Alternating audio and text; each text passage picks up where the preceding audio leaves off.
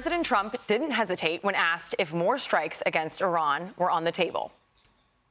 If the intelligence reports conclude that Iran can enrich uranium to a level that concerns you, would you consider bombing the country again? Without question, absolutely. Trump is also confident that the rogue nation wasn't able to hide any uranium.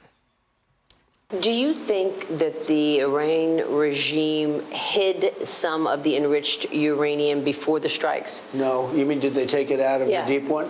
No. Because you were pretty clear you can't have a weapon. You're going to have to come to the talk. Something's going to happen. I don't think they did. No. I think, first of all, it's very hard to do. It's very dangerous to do. It's very heavy, very, very heavy. It's a very hard thing to do. Plus, we didn't give much notice because they didn't know we were coming until just, then. And nobody thought we'd go after that site because everybody said that site is impenetrable.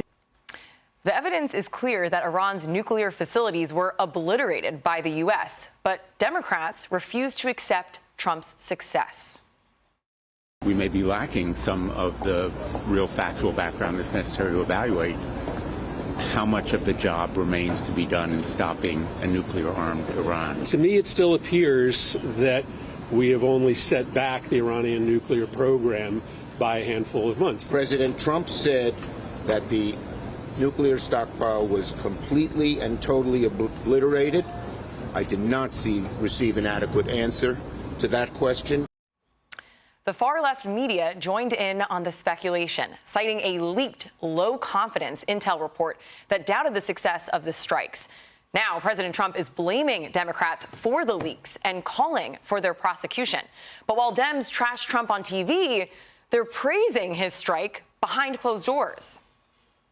One of the Democrats that you just had on your program was in a confidential briefing in the SCIF today and said to General Kane, the operation that you ran will go down in American history as the greatest military operation ever conducted. They then go on TV and do everything possible politically to undermine the administration. This is just pure political grotesque behavior. It infuriates me. You know, Jason, there's so much to unpack in this, but I want to start with that last soundbite because we've seen this playbook before of things happening behind the scenes with, say, President Biden, and then for political power, saying a different story when the cameras are rolling. And now we have this again. Democrats saying this is the best, one of the most historic strikes to go down, and then going in front of television and undermining that. What do you make? Is the American public not tired of this kind of behavior? Politicians lying? I mean, come on. Look, these are the same Democrats that supported Obama and Biden in a strategy of appeasement.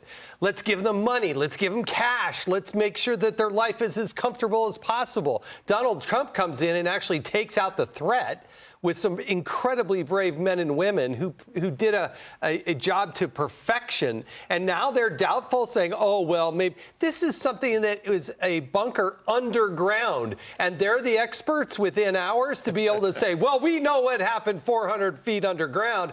Are you kidding me? They're just blowhards making it up. Rely on the intelligence expertise between us and the Israelis. We are darn good at this. Give them the credit that they deserve. And they're not going to see all the intelligence that the president sees. And that's a good thing. The president is right on this, though. It was a major setback. Can they build again? Maybe, but it's going to take them a long time to start over. And then talking about intelligence and what was seen, of course, there's all of that also with the leak. In the middle of the mission, while we're still assessing, there's a leak, and Trump and the FBI potentially going after this. But what do you make of that, David? Well, one, it's a crime if you leak anything about a secret operation, and you look at all the operational security that went into this and the secrecy. If you're a civilian, you face charges. If you're in the military, you could go further with a court-martial. But don't take Jason's word or your word or Molly's word for it. Ismail Baghaei, who is the foreign ministry spokesperson for Iran on Al Jazeera, I watched the video, obviously translated, read through the story saying that they were badly damaged. Their program was hurt. This is their foreign ministry spokesperson. Right.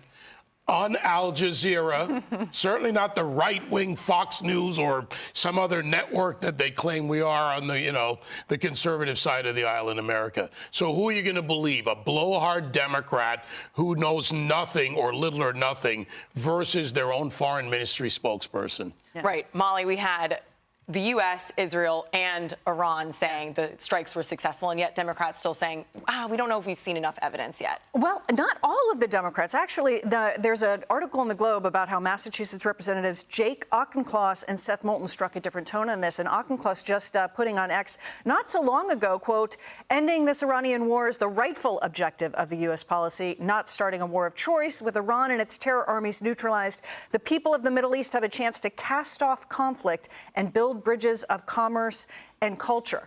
So I think that potentially there are a good number of Democrats perhaps that'll see the long game. We're heading into an election year where perhaps moderate positions might start to have a little more appeal, but also this may just be a genuine feeling. Yeah. Check his calendar to see how many meetings he had before the closure of the month from fundraising. I have watched him flip-flop on so many issues. He comes even on Fox when he needs to flip-flop on an issue. Don't trust them. They're lying. Hey, Sean Hannity here. Hey, click here to subscribe to Fox News YouTube page and catch our hottest interviews and most compelling analysis. You will not get it anywhere else.